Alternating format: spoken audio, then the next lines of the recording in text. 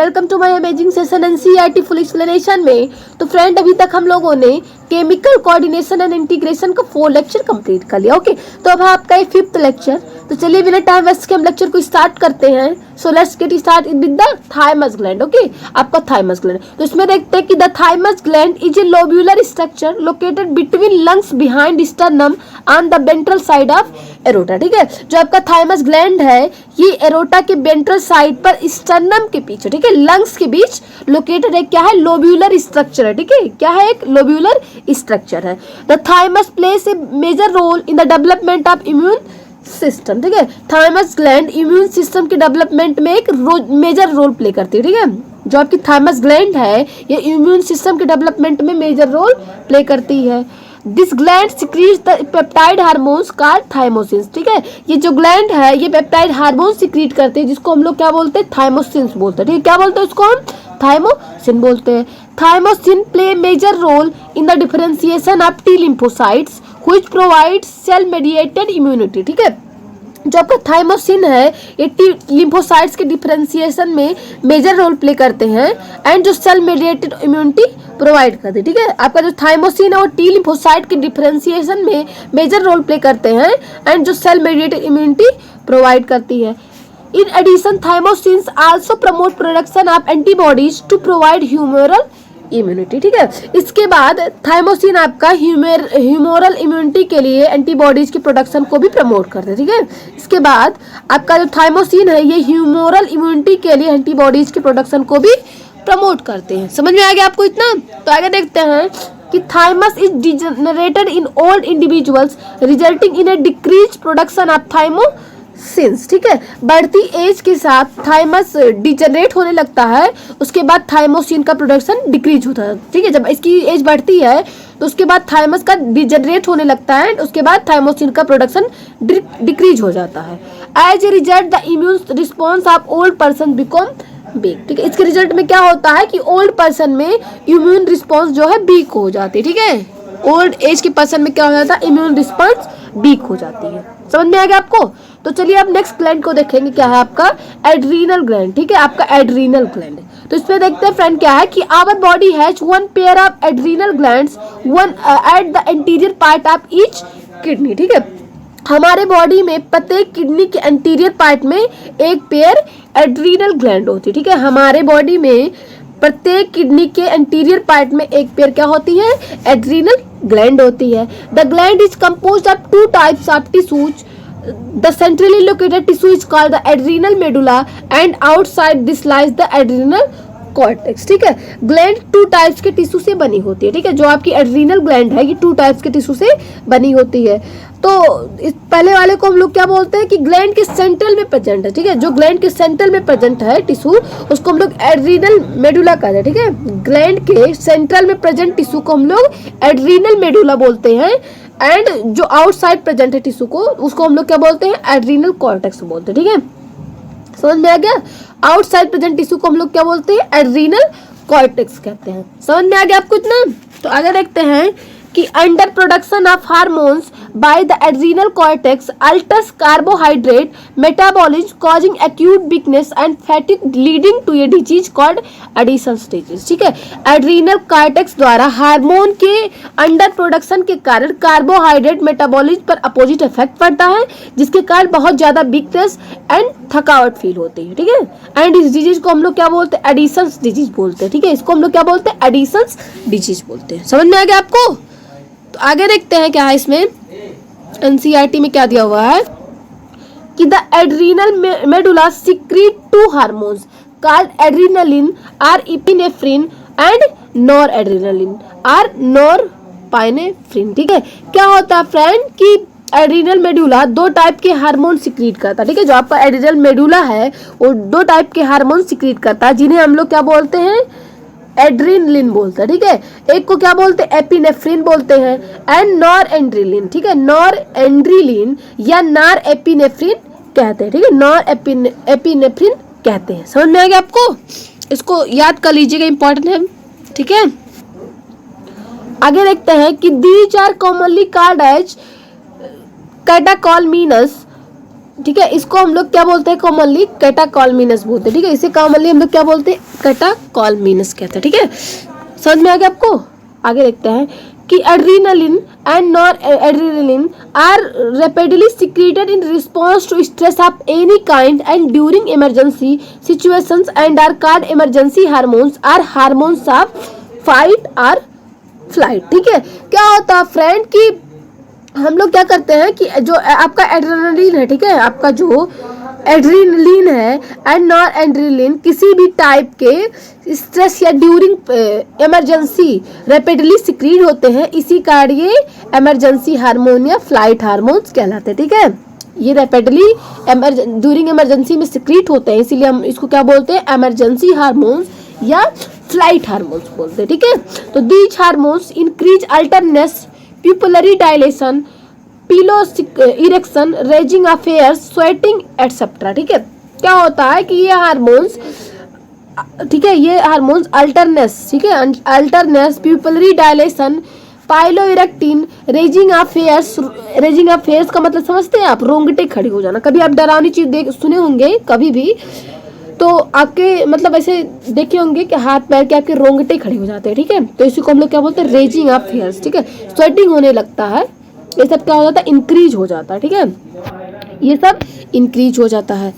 Both the hormones increase the heart beat, the strength of heart contraction and the rate of respiration. Okay, दोनों hormone heart beat, heart contraction की strength and respiration की rate को क्या करते हैं, increase कर देता है। ठीक है, ये सब क्या करते हैं, इंक्रीज कर देते हैं। ठीक है, समझ में आ गया आपको। Catecholamines also stimulate the breakdown of glycogen resulting in an increase contraction of glucose in blood. ठीक है, क्या होता है कि कैटाकॉलमिनस ग्लाइकोजन के ब्रेकडाउन को भी स्टिमुलेट करते हैं, जिसके परिणाम स्वरूप ब्लड में बाद में क्या होता है कि ब्लड में ग्लूकोज का कॉन्ट्रैक्शन इंक्रीज हो जाता है। ठीक है, जिसके परिणाम स्वरूप ब्लड में ग्लूकोज का कॉन्ट्रैक्शन इंक्रीज हो जाता है। In addition they also stimulate the breakdown of lipids and protein. साथ ही ये लिपिड एंड प्रोटीन के ब्रेकडाउन को भी स्टिमुलेट करते हैं। ठीक है, लिपिड एंड प्रोटीन्स के ब्रेकडाउन को भी ये स्टिमुलेट करते हैं। The adrenal cortex can be divided into 3 layers. ठीक है, जो आपका एड्रिनल कॉर्टेक्स है ये 3 लेयर्स में डिवाइड होता है। तो पहले को हम लोग बोलेंगे जोना रेटिकुलरिस। ठीक है, ये आपका इनर लेयर है। ठीक है, जो आपका जोना रेटिकुलरिस है ये आपका इनर लेयर है, एंड जो सेकंड है आपका वो है जोना फैसिकुलेटा, इसको हम लोग मिडल लेयर बोलते हैं। ठीक है, अब थर्ड जो आपका है वो है जोना ग्लोमेरुलसा। ठीक है, इसको आउटर लेयर बोलेंगे। ठीक है, जोना ग्लोमेरुलसा ये आपका आउटर लेयर है।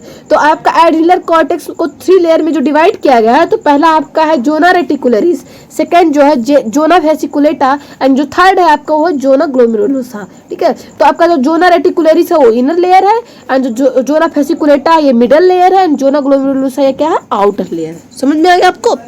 तो आगे देखते हैं कि the adrenal cortex secretes many hormones commonly called as corticoids. ठीक है, एड्रिनल कॉर्टेक्स कई हार्मोन्स को सिक्रीट करता है, जिन्हें हम कॉमनली क्या बोलते हैं, कॉर्टिकॉइड बोलते हैं। ठीक है, जिनको हम कॉमनली क्या बोलते हैं, कॉर्टिकॉइड बोलते हैं। The corticoids which are involve in the carbohydrate metabolism are called glucocorticoid.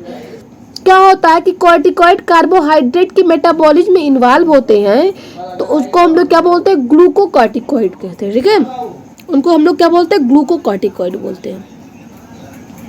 ठीक है, तो आगे देखते हैं कि in our body cortisol is the main glucocorticoids. ठीक है, हमारी बॉडी में जो कॉर्टिसोल है ये मेन ग्लूकोकॉर्टिकॉइड है। ठीक है, जो हमारा कॉर्टिसोल है वो मेन ग्लूकोकॉर्टिकॉइड है। समझ में आ गया आपको, समझ में आ गया आपको friend.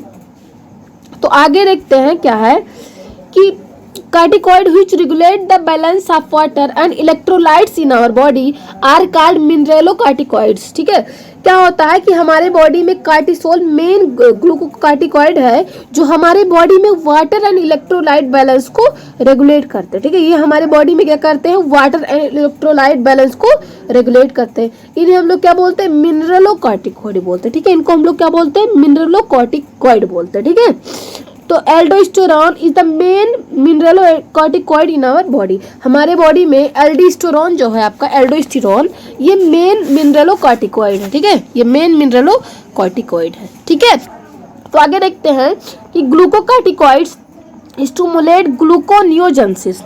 lipolysis and proteolysis and inhibits cellular uptake and utilization of amino acids, ठीक है। ग्लूकोकॉर्टिकॉइड ग्लूकोनियोजेनेसिस लाइपोलाइसिस, ठीक है, लिपोलाइसिस एंड प्रोटियोलाइसिस को स्टिमुलेट करते हैं एंड एमिनो एसिड्स के सेलुलर अपटेक एंड यूटिलाइजेशन को क्या करता है, इनहिबिट करता है, ठीक है, रोकता है। समझ आ गया आपको।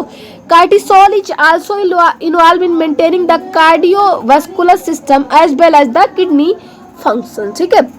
क्या होता है फ्रेंड कि कार्टिसोल कार्डियोवास्कुलर सिस्टम के मेंटेनेंस एंड किडनी फंक्शन में भी इन्वॉल्व होते हैं। जो कि कार्टिसोल है ये कार्डियोवास्कुलर सिस्टम के मेंटेनेंस एंड किडनी फंक्शन में भी इन्वॉल्व होते हैं। Glucocorticoids particularly cortisol produces anti inflammatory reactions and suppress the immune response, ठीक है। क्या होता है कि glucocorticoid particularly cortisol anti inflammatory reaction को स्टिमुलेट करता है एंड इम्यून रिस्पॉन्स को सप्रेस करता है। इट मीन्स कि ये रोकता है, ठीक है, इम्यून रिस्पॉन्स को रोकता है। Cortisol stimulate the RBC production, जो आपका कार्टिसोल है वो आरबीसी प्रोडक्शन को स्टिमुलेट करता है, ठीक है, समझ में आ गया आपको। तो आगे देखते हैं कि aldosterone acts mainly at the renal tubes and stimulates the reabsorption of sodium and water and excretion of potassium and phosphate ion, ठीक है। क्या होता है कि आपका जो एल्डोस्टेरोन है ये मेनली रीनल ट्यूब्स पर एक्ट करता है and sodium ion and water के reabsorption and potassium ion and phosphate ion के एक्सक्रीशन को स्टिमुलेट करता है, ठीक है। एल्डोस्टेरोन मेनली रीनल ट्यूब्स पर एक्ट करता है and sodium ion and water के रीअब्जॉर्प्शन को स्टिमुलेट करता है एंड जो आपका पोटेशियम आयन है फॉस्फेट आयन के एक्सक्रीशन को स्टिमुलेट करता है, उसके रीअब्जॉर्प्शन को स्टिमुलेट करता है एंड पोटेशियम फॉस्फेट के एक्सक्रीशन को क्या करता है, ये स्टिमुलेट करता है, ठीक है। दस aldosterone helps in the maintenance of electrolytes body fluid volume osmotic pressure and blood pressure, ठीक है।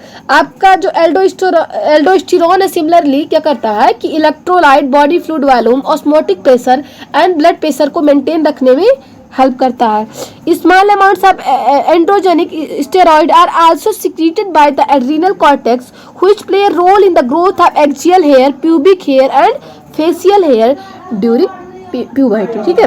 क्या होता है कि एड्रिनल कॉर्टेक्स द्वारा कुछ अमाउंट में एंड्रोजेनिक स्टेरॉइड का भी सिक्रीशन होता है जो प्यूबर्टी के टाइम एक्सियल हेयर आपका हो गया, फेशियल हेयर, प्यूबिक हेयर, ठीक है, इन सब की ग्रोथ में रोल प्ले करता है, ठीक है। तो चलिए अब हम देखते हैं पैनक्रियाज की बात करते हैं, ठीक है। तो पैनक्रियाज में क्या है कि pancreas is a composite gland, ठीक है। जो आपका पैनक्रियाज है एक कंपोजिट ग्लैंड है which act as both exocrine and endocrine glands, जो एक्सोक्राइन एंड इंडोक्राइन दोनों की तरह एक्ट करता है, ठीक है। जो आपका पैनक्रियाज एक कंपोजिट ग्लैंड है एंड एक्सोक्राइन एंड इंडोक्राइन दोनों की तरह एक्ट करता है। तो the endocrine pancreas consist of islets of Langerhans, ठीक है। क्या होता है फ्रेंड कि endocrine pancreas islet of Langerhans से कंसिस्ट होता है, ठीक है। इट मीन्स कि इंडोक्राइन पैनक्रियाज लैंगरहैंस के आइसलेट से बना होता है, ठीक है, लैंगरहैंस के आइसलेट से बना होता है। There are about 1 to 2 million islets of Langerhans in a normal human pancreas representing only 1 to 2% of the pancreatic tissue, ठीक है। क्या होता है फ्रेंड कि जो आपका नॉर्मल ह्यूमन है, ठीक है, जो नॉर्मल ह्यूमन है, नॉर्मल ह्यूमन की पैनक्रियाज में अप्रॉक्सीमेटली 10 to 20 लाख, ठीक है, 1 to 2 million, इट मीन्स कि 10 to 20 लाख लैंगरहैंस के आइसलेट होते हैं जो पैनक्रियाटिक टिश्यू का 1 to 2% होता है, ठीक है। जो पैनक्रियाटिक टिश्यू का 1 to 2% होता है, ठीक है। तो the two main types of cells in the islet of Langerhans are called alpha cells and beta cells, ठीक है। प्रत्येक लैंगरहैंस आइसलेट में मेनली दो टाइप की सेल्स होती हैं जिन्हें हम लोग अल्फा एंड बीटा सेल्स बोलते हैं। क्या बोलते हैं इनको हम?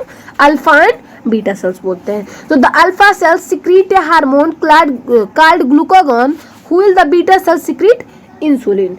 जो आपका अल्फा सेल्स है ये ग्लूकॉन एंड बीटा सेल जो है इंसुलिन हार्मोन्स का सिक्रीशन करते हैं, ठीक है। आपकी जो अल्फा सेल्स है ये ग्लूकागॉन हार्मोन का सिक्रीशन करती है एंड जो आपकी बीटा सेल है वो किसका सिक्रीशन करती है? इंसुलिन का सिक्रीशन करते हैं, ठीक है। ये बात याद रखिएगा आप, इंपॉर्टेंट है, ठीक है। ये चीज तो आपको पता भी होगी वैसे। तो आगे देखते हैं हम कि glucagon is a peptide hormone and plays an important role in maintaining the normal blood glucose levels. ठीक है, क्या होता है कि ग्लूकागोन एक पेप्टाइड हार्मोन है जो नॉर्मल ब्लड ग्लूकोज लेवल को मेंटेनेंस में इंपॉर्टेंट रोल प्ले करता है। ठीक है, ग्लूकागोन आपका एक पेप्टाइड हार्मोन है जो नॉर्मल ब्लड ग्लूकोज लेवल की मेंटेनेंस में इंपॉर्टेंट रोल प्ले करता है। Glucagon acts mainly on the liver cells hepatocytes and stimulate glycogenolysis resulting in increase blood sugar hyperglycaemia. ठीक है, क्या होता है कि ग्लूकागोन जो है वो मेनली लीवर सेल्स पर एक्ट करता है, ग्लाइकोजिनोलाइसिस को स्टिमुलेट करता है, जिसके परिणाम स्वरूप क्या होता है कि ब्लड शुगर का लेवल इंक्रीज हो जाता है। इसके बाद आपका ग्लूकोनियोजेनेसिस की प्रोसेस को स्टिमुलेट करता है, जिससे कि हाइपरग्लाइसीमिया होती है। ठीक है, जिससे आपकी क्या होती है, हाइपरग्लाइसीमिया होती है।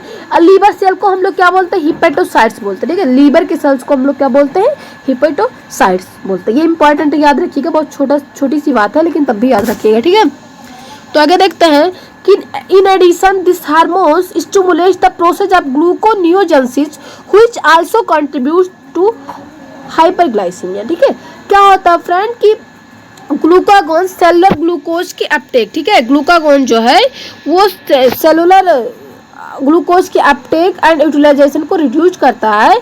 दस ग्लूकागोन हाइपरग्लाइसीमिक हार्मोन है। ठीक है, यहाँ पे भी दिया होगा कि glucagon reduce the cellular glucose uptake and utilisation, thus glucagon is hyperglycaemic hormone. ठीक है, समझ में आ गया आपको, समझ में आ गया। तो आगे देखते हैं कि insulin is a peptide hormone which plays a major role in the regulation of glucose homeostasis. ठीक है, इंसुलिन जो है ये एक पेप्टाइड हार्मोन है जो ग्लूकोज होम्योस्टेसिस के रेगुलेशन में मेजर रोल प्ले करता है।